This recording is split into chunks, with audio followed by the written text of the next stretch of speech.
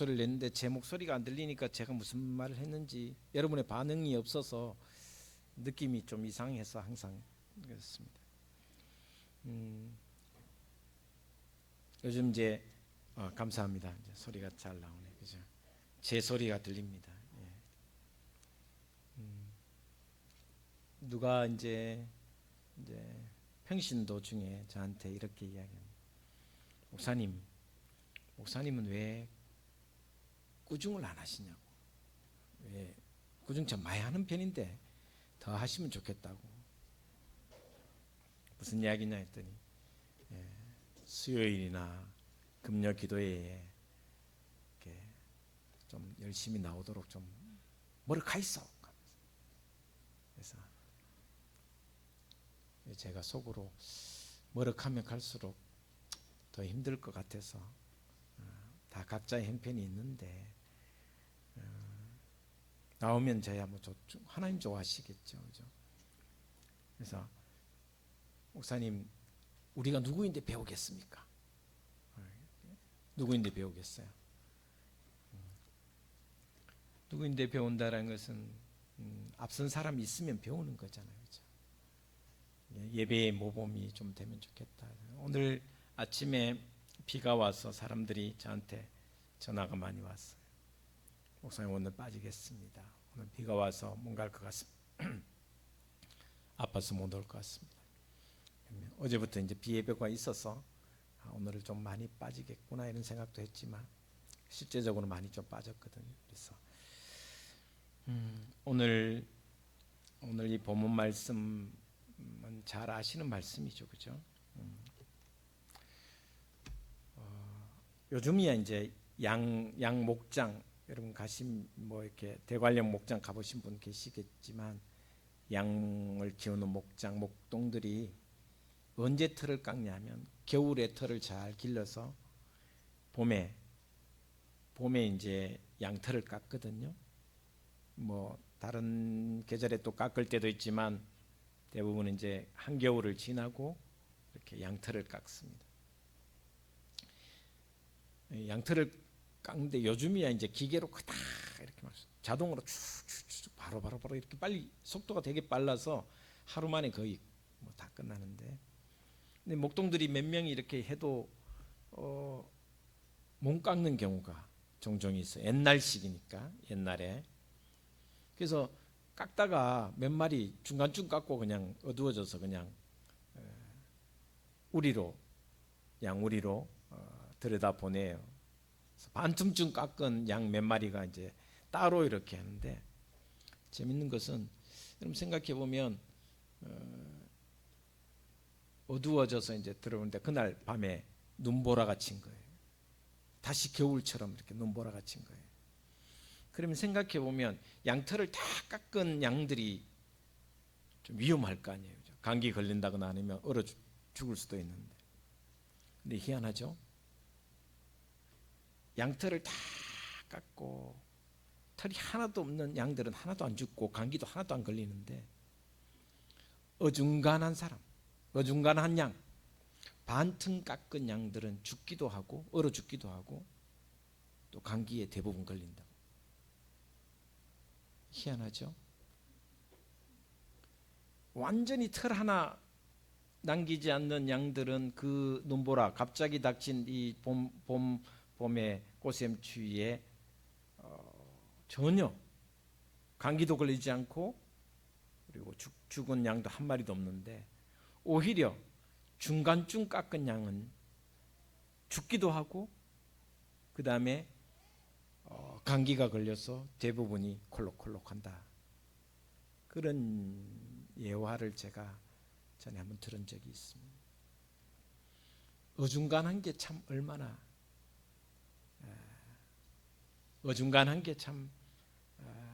얼마나 좀 삶에 있어서 나쁜 형태인가 이런 생각합니다.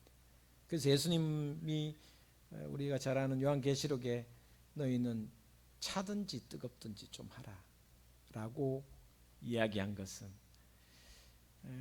여러분 제가 종종 이야기하지만 여러분의 직업은 뭡니까? 여러분의 직업은 지금 갖고 있는 월요일부터 금요일까지 일하는 게 직업이죠. 그죠? 제 1순위가 뭡니까? 직업이 1순위입니까? 예배가 1순위입니까? 예배가 1순위여야 됩니다. 예배가 우선이고 예배가 직업의 1순위가 되어야 됩니다. 어중간하게 신앙생활을 하는 것이 참 하나님 보시기에 기뻐하지 않는 신앙이다라는 생각을 자주 합니다. 그래서 제가 오늘 그 이야기를 이제 우리 평신도 집사님이 저한테 목사님 좀 구중 좀 해주십시오. 아니면 매 문자 해갖고 수요예배 강조 좀 하십시오. 뭡니까 10명 앉아갖고 수요일 앉아갖고 중직자는 몇 명인데 이렇게 예배 드리는 게 왜 이렇습니까? 목사님 좀 뭐라 카이소 하면서 그런 모습을 지켜보면서 여러분들이 좀 이렇게 좀 우선신 순위를 좀 가졌으면 좋겠다라는 생각에서 이 말씀을 좀 드립니다. 오늘 마태복음 21장은 예수님의 마지막 이 순례의 길이죠. 이 마지막 6월절의 길입니다. 근데 예수님께서 마지막 순례의 길에서 수많은 상처를 입죠. 누가 상처를 줬습니까? 바로 제자들이거든요. 엄청난 상처를 줬습니다. 배신감과 그리고 떠남과, 그래서 어떻게 보면 외로운 마지막 길이었다. 십자가의 길이 철저하게 홀로 외로운 길이었다라는 생각을 합니다. 그런데 그런 외롭고 힘든 고독의 길 가운데 위로가 된 사람들이 있었습니다. 위로가 된 사람들. 이런 사람이 있었기 때문에 주님의 마지막 그 십자가의 길에 힘이 되고 보탬이 되고 위로가 되고 용기가 되고 어떻게 보면 마음의 평화 푸근함도 또 있었지 않는가라는 생각을 해봅니다. 하나같이 다 떠나가 버리고 달아나고 또 도망가 버렸는데 그럼에도 불구하고 여전히 주님을 섬긴 사람이 있었습니다. 오늘 본문의 주인공인 나귀 새끼, 나귀 주인도 그런 사람이었고, 또 마가복음에 보시면 마가복음 14장에 보시면 우리가 잘 아는 대로 예수님이 마지막 만찬 전에 잘 아는 마리아의 향유 부은, 이름이 없죠. 마가복음에는 향유를 부은 사건이 또 있죠. 그래서 그 여인의 일을 복음이 전해지는 곳마다 기억되었으면 좋겠다라고 예수님께서 칭찬하셨던. 그리고 13절 마가복음 13절 16절에 오늘 본 말씀, 오늘 주보의 13절 16절이 마태복음이 아니라 마가복음인데 제가 전달을 좀 잘못했던 것 같습니다. 마가복음 14장 13절 16절에 보면 예수님께서 마지막 만찬의 장소를 어디에서 했냐면 다락방에서 했습니다. 마가복음 14장 13절에 보시면 이렇게 기록하고 있습니다. 성내로 들어가라, 그리하면 물 한 동이를 가지고 가는 사람을 만나려니 그를 따라가서 어디든지 그가 들어가는 그 집 주인에게 이르되 선생님의 말씀이 내가 내 제자들과 함께 유월절 음식을 먹을 나의 객실이 어디 있느냐 하시더라 하라. 15절 그리하면 자리를 펴고 준비한 큰 다락방을 보이리니 거기서 우리를 위하여 준비하라 하시니 다락방을 내어준 사람이 있었습니다. 예수님의 그 십자가의 마지막 6월절 기간 동안에 최후의 그 길에 많은 제자들은 다 떠나고 배신하고 아픔을 줬지만 예수님께 위로가 되는 세 사람이 있었는데 향유를 부은 여인과 그리고 다락방을 내어준 사람과 그리고 나귀 새끼의 주인, 이 세 사람은 예수님의 삶의 위로가 되었습니다. 저는 예수님께 이런 위로를 드리는 사람, 하나님께 어떻게 보면 기쁨을 주는 사람이 바로 우리가 되어야 된다는 생각을 끊임없이 합니다. 하나님께 영광을 돌리는 삶이 우리의 목표고 목적이지 않습니까? 사람의 제일 된 목적은 하나님을 영화롭게 하고 그분을 기쁘시게 하는 것이라고 말씀하셨는데, 그것의 가장 중요한 것은 하나님께 기쁨이 되는 삶을 어떻게 살아가느냐는 거죠. 마지막 길에 가장 아름다운 향기가 되었던 사람이 이 세 사람이었고, 위로가 되었던 사람이 이 세 사람이라는 것을 오늘 말씀을 통해서 가르쳐 주고 있습니다. 그런데 중요한 것은 이 세 사람 중에 이 세 사람의 특징이 있습니다. 중요한 특징을 한번 생각해 보려고 합니다. 첫 번째는 이들은 세 명 다 이름이 없습니다. 저는 우리 둥지교회를 생각하면 늘 감사하게 생각합니다. 물론 수요예배나 금요기도회 때 많이 참석하지 않아서 또 우리 평신도가 보기에도 좀 힘이 빠진다라고 이야기하시는 분도 있지만, 제가 주일날 되면 지켜보면 참 우리 집사님들, 권사님들, 장로들 참 수고가 많다. 보이지 않는 섬김이 얼마나 큰지 또 감사한지 이루 말로 표현하기 힘들 정도로 감사한 마음이 참 많습니다. 그래서 둥지교회가 교회가 될 수 있도록 도와주시고 밑작업을 하시는 모든 섬김의 손길이 너무나도 좋습니다. 그리고 하나님께서 그 모든 것을 갚아주시리라 늘 날마다 매일 기도하고 있습니다.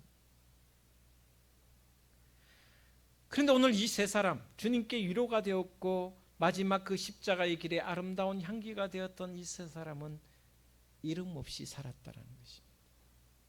공통적으로 이름이 없습니다. 이름이 왜 없었겠습니까? 이름이 있었지만 성경은 그 이름을 밝히지 않고 무명의 봉사들로 기록하고 있습니다. 이들의 봉사가 하찮은 일이 절대 아니었습니다. 예를 들어 나귀를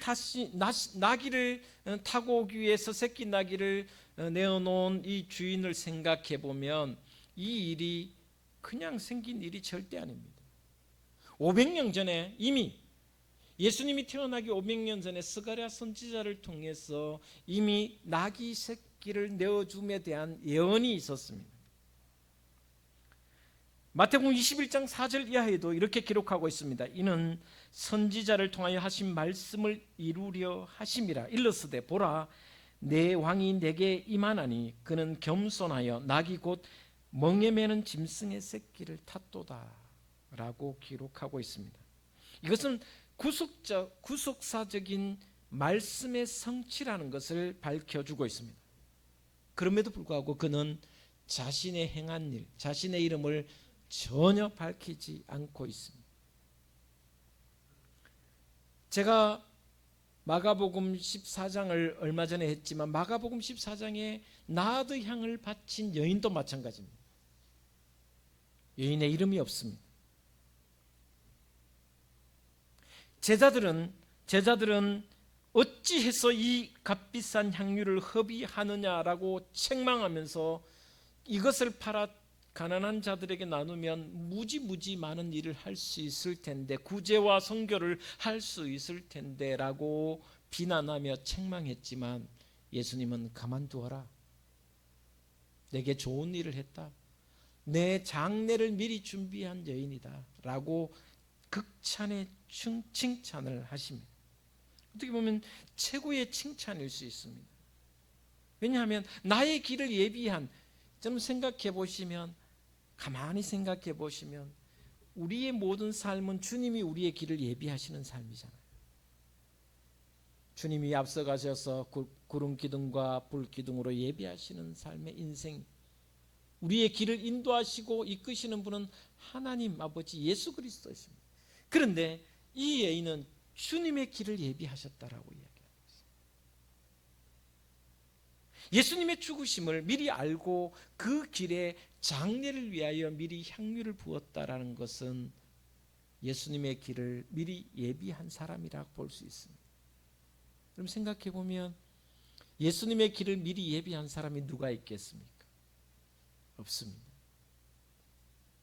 그런 중요한 일을 한 여인이지만 전혀 이름이 기록되어 있지 않습니다. 다락방 주인도 마찬가지입니다. 최후의 만찬이지 않습니까? 예수님이 마지막 만찬을 제자들과 함께 마지막 식사를 한 곳이 다락방입니다. 그 마지막 식사 이후에 뭘 했습니까? 여러분 잘 아시다시피 제자들의 발을 씻긴 세족식이 있었습니다. 그리고 여러분이 잘 아는 성찬식을 제정한 곳이 바로 다락방입니다. 여러분 우리가 1년에 우리가 2번 하는 성찬식, 또 이 성찬식을 제정하신 곳이 바로 다락방이라는 거죠. 아주 중요한 사건이 있었고 최후의 만찬, 예수님의 마지막 식사가 있었고 세족식이 있었고 그곳을 제공한 다락방을 제공한 사람이 있었는데 그의 이름이 누군지 성경은 기록하지 않습니다. 그냥 다락방 주인이라고만 기록하고 있습니다. 이런 결정적인 일들을 한 사람이지만 그 사람들의 이름을 성경은 기록하지 않고 무명으로 나타내주고 있습니다. 그리고 잘 아다시피 오늘 본 말씀 읽었던 8절 9절에 보면 예수님의 영광이 드러납니다. 호산나 다윗의 자손이여. 나귀를 타신 예수님의 영광만 드러납니다. 나귀 주인은 드러나지 않습니다.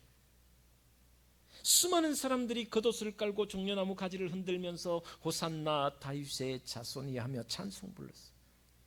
주님의 영광이 드러납니다. 가만히 생각해 보면 또 나드 향유를 흠뻑 뒤집으신 예수님을 한번 생각해 보십시오. 꼴불견이 아닙니다. 그 나드 향은 엄청난 귀중한 향입니다. 나드라는 것은 히말라야 산에서만 나오는 향입니다. 물론 지금이야 재배 기술이 워낙 좋아서 조금씩 흩어져 있지만 히말라야 산에서만 재배되는 것이 나드 향이었습니다. 그런데 그 여인의 이름은 기록되지 않았지만 나드 향을 뒤집어쓴 예수님의 모습,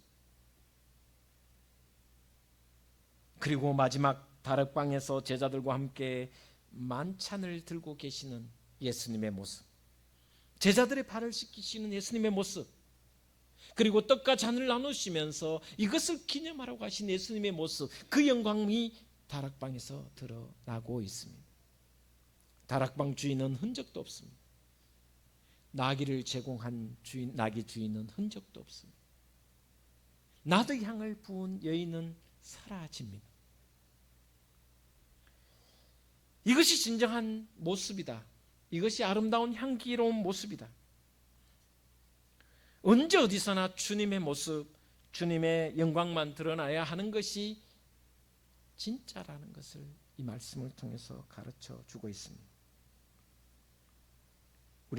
저와 여러분 모두는 여기 나귀 주인처럼, 향유를 부인 여인처럼, 다락방 주인처럼 끝까지 하나님이 아시는 곳으로, 하나님이 기억하시는 그곳으로만 감사하며 살아가는 그런 봉사자들 다 되시기를 주의 이름으로 축복을 드립니다. 두 번째, 오늘 이 말씀 속에 공통점이 또 하나 있습니다. 제가 이런 이야기를 자주 하는 이유는 뭐냐? 이 본문과 또 다른 본문을 가지고 계속 하시는 이유가 뭐냐?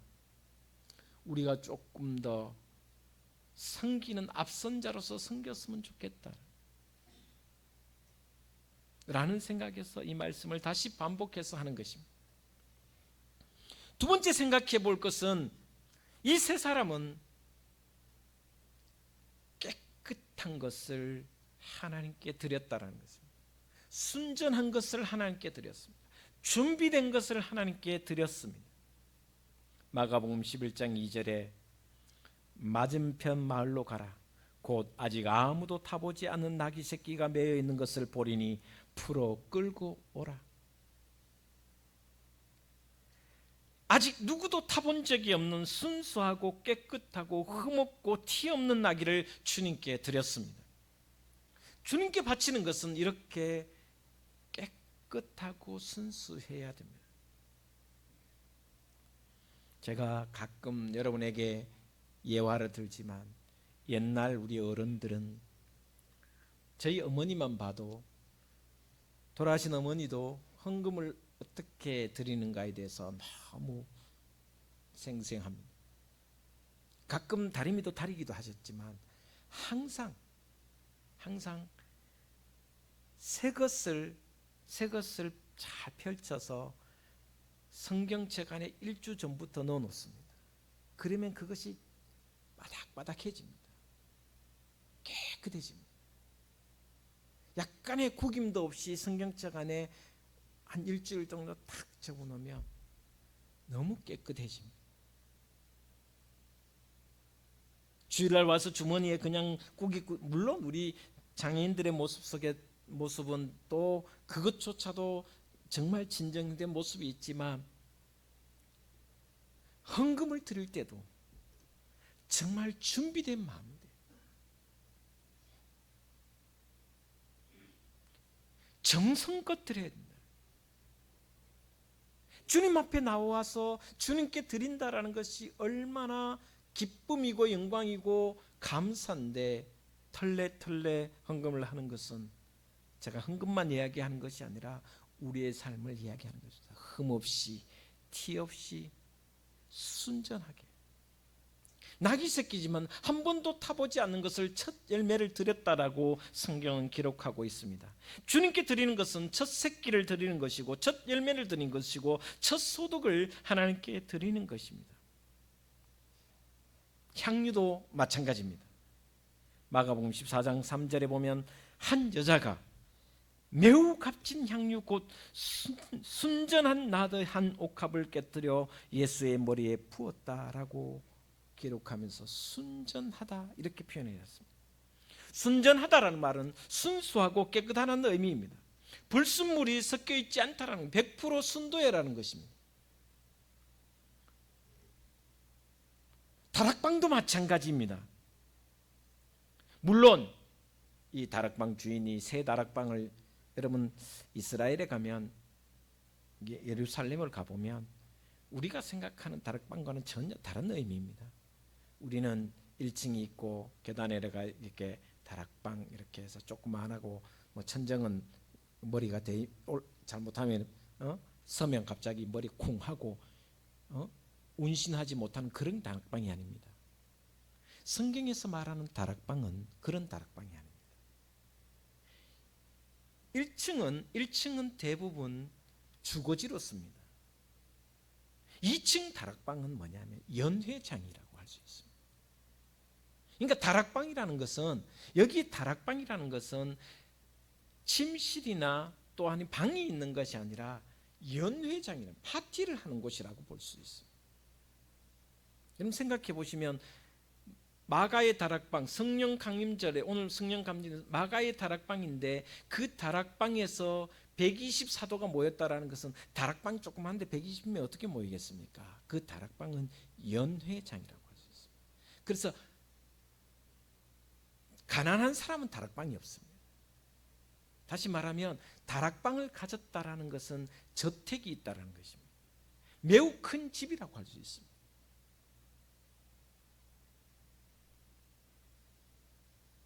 (120명이) 운집해서 기도할 수 있는 다락방은 그냥 다락방이 아닙니다.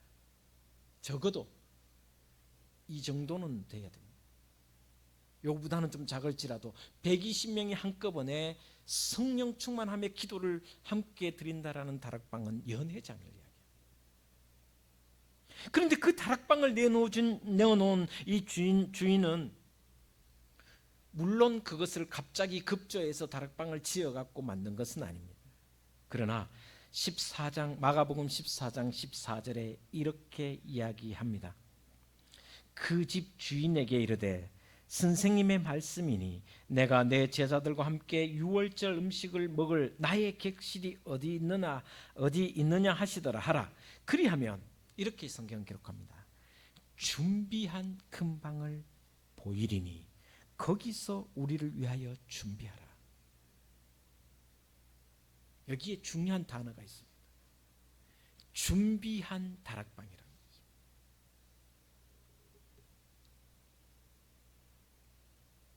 분명한 것은 이 다락방이 급조된 것이 아니라 이 주인은 언제든지 주님이 쓰실 수 있도록 늘 준비해 왔다라고 성경은 기록하고 있습니다. 최후의 만찬을 위해 미리 예비한 방이 바로 다락방이라는 것입니다. 아무런 준비 없이 사전 예비도 없이 즉흥적으로 임기응변으로 내가 쓰던 것을 그냥 내놓은 것이 아니라 이미 이것을 생각하고 이 주인은 주님께 다락방을 내어놓으셨다. 내어놓았다. 준비한 다락방이었다.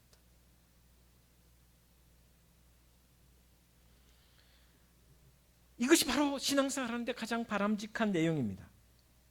나귀 새끼를 바친 사람처럼, 순전한 나도 향을 바친 여인처럼, 준비한 만찬장을 제공한 다락방 주인처럼 깨끗하고 순전하고 사전에 예비된 것을 하나님께 드리는 준비된 믿음의 사람, 순전한 것을 하나님께 드리는 여러분의 신앙이 되기를 주의 이름으로 축복을 드립니다. 마지막으로 세 번째입니다. 이 세 사람은 기꺼이 아낌없이 드렸습니다. 오늘 본 말씀도 마찬가지입니다. 주가 쓰시겠다고 하자 즉시 드렸습니다. 주저함이 없었습니다. 이것이 바로 헌신과 성김의 봉사의 중요한 원칙 중에 하나입니다. 마태복음 21장 3절에 주께서 쓰시겠다 하라 그리하면 즉시 보내리라. 나귀 주인은 고민하지 않습니다. 나귀 주인은 머뭇거리지도 않습니다. 시험에 들어 괴로워하지도 않습니다. 즉시 보냈습니다. 향유를 하나님 예수님께 부은 여인도 마찬가지입니다. 매우 값진 것이었습니다. 일설에 의하면 300데나리온이었습니다. 300데나리온은 우리 돈으로 환산하면 3천만 원이 넘는, 지금 시세로 하면 4천에서 5천 정도 하는 굉장히 값진 옥합이었습니다. 향이었습니다. 근데 그것을 단숨에 깨뜨려 버립니다. 깨뜨렸다는 의미가 뭡니까? 일부만 부을 수도 있습니다. 조금만, 요거 너무 많으니까 오늘은 3분의 1만 부어야지. 이게 얼마짜리인데. 제자들 말처럼 이걸 팔아 가난한 사람들인데 나눠주면 얼마나 많은 것으로 나눌 수 있고 섬길 수 있는데 그렇게 하지 않습니다. 단숨에 모든 것을 드리기 위해서 깨트려 버립니다. 주저하지 않습니다. 망설이지 않습니다. 제자들은 흥분합니다. 아니 어떻게 그럴 수 있냐라고 흥분을 하면서 오히려 책망하지만, 그러나 주님은 너희가 어찌하여 이 여자를 괴롭게 하느냐? 그가 내게 좋은 일을 하였도다. 내가 진실로 너희에게 이르노니 온 천하 어디서든지 복음이 전파되는 곳에는 이 여자의 행한 일도 전해져 그를 기념하게 되리라. 지금도 이 여인의 행한 일을 우리에게 가르쳐주고 있습니다. 여러분, 다락방 주인도 마찬가지입니다. 선생님이 제자들과 함께 유월절 음식을 드실 방이 필요하다고 하자 이런 방구도 없이 예비한 다락방을, 큰 다락방을 주저없이 내어줍니다. 하루 이틀 생각해 보겠다고 하지 않습니다. 기도해 보겠다고 하지 않습니다. 물론 기도했죠, 평소에. 생각하겠다고 하지 않습니다. 저는 신앙생활하면서 주저함이라는 것이, 인색함이라는 것이 얼마나 하나님 보시기에 부끄러운가를 늘 생각해 봅니다. 주님이 뭘 좀 쓰시겠다고 하면, 필요하다고 하면 내가 좀 난감해합니다. 여러분 보시기에 왼쪽 오른쪽에 스크린이 있습니다. 스크린이 뒤에서 안 보인 지 오래됐습니다. 맨 뒤에서 보면 글자가 잘 안 보입니다. 희미합니다. 성도들이 저에게 전화 와서 목사님 글이 안 보이는데 좀 밝게 해주면 안 되겠습니까? 예, 기도하면서 빨리 했으면 좋겠습니다. 이제 곧 고칠 겁니다. 좋은 것으로 완전히 바꾸지는 않아도 임시로 쓸 수 있도록 고칠 겁니다. 헌신한다는 것이 뭘까? 다시 고민하면서 망설임이 없어야 되는데, 인색함이 없어야 되는데, 아무리 생의 마지막 고난 주간이라 해도 평소처럼 예수님이 그냥 걸어가실 수도 있습니다. 늘 그렇게 다녔습니다. 예수님 공생의 3년 동안 유월절 3번을 다 지키셨는데 그 유월절 예루살렘에 오시면서 한 번도 나귀를 타신 적이 없습니다. 평소처럼 걸어가실 수도 있습니다. 굳이 나귀를 타고 들어가겠다고 하면서 나귀 새끼 내놔라고 하면 고민에 빠질 수도 있을 것입니다. 아니 어른 맨날 걸어오시더니 오늘 무슨 마음으로 나귀 타신다고 할까? 왜 내놔로 가실까? 향유도 마찬가지입니다. 누구든 옥합에 담긴 향유를 좀 덜어서 드리면 그건 이해가 됩니다. 일부만 드릴 수는 있습니다. 굳이 옥합까지 깨뜨려서 몽땅 부어드리면 다 미쳤다고, 제자들조차도 미쳤다고 이야기합니다. 저 여자 미쳤다고, 지가 한 것도 아닌데 미쳤다고 불만을 터뜨립니다. 다락방도 그렇습니다. 아무리 주님이 쓰신다고 해도 그렇지 그 큰 방을 선뜻 내어준다는 것이 쉽지 않을 것입니다. 다락방이 아닙니다. 연회장입니다. 그러나 주님 생의 마지막 섬겼던 이 최후의 봉사자들을 통해서 주님은 그 십자가의 길에서도 외롭지 않았습니다. 제자들이 다 떠나고 배신하고 등 돌려도 외롭지 않았습니다. 왜? 위로가 되는 사람들이 여전히 있었기 때문입니다. 헌신하는 사람들이 있었기 때문입니다. 그런 사람들, 이름 없지만 그런 사람들 주님은 끝까지 기억하시면서 그들의 섬겼던 것을 지금도 우리 복음서를 통해서 이야기해 주고 있습니다. 저와 여러분, 오늘 이 말씀처럼 이름 없이 섬기시고 누가 알아주지 못해도 이름 없이 섬기는데 최선을 다하시고 또한 주님께 드림에 있어서는 깨끗하고 순전한 것을 하나님께 준비된 것을 드리고 그리고 주님이 쓰시겠다고 하면 언제나 인색함 없이 당당히 기쁨으로 감사함으로 드릴 수 있는, 내어놓을 수 있는 하나님의 사람, 그래서 주님이 기뻐하시는 봉사자들이 다 되기를 주님 예수 그리스도 이름으로 축원을 드립니다. 기도하겠습니다. 하나님,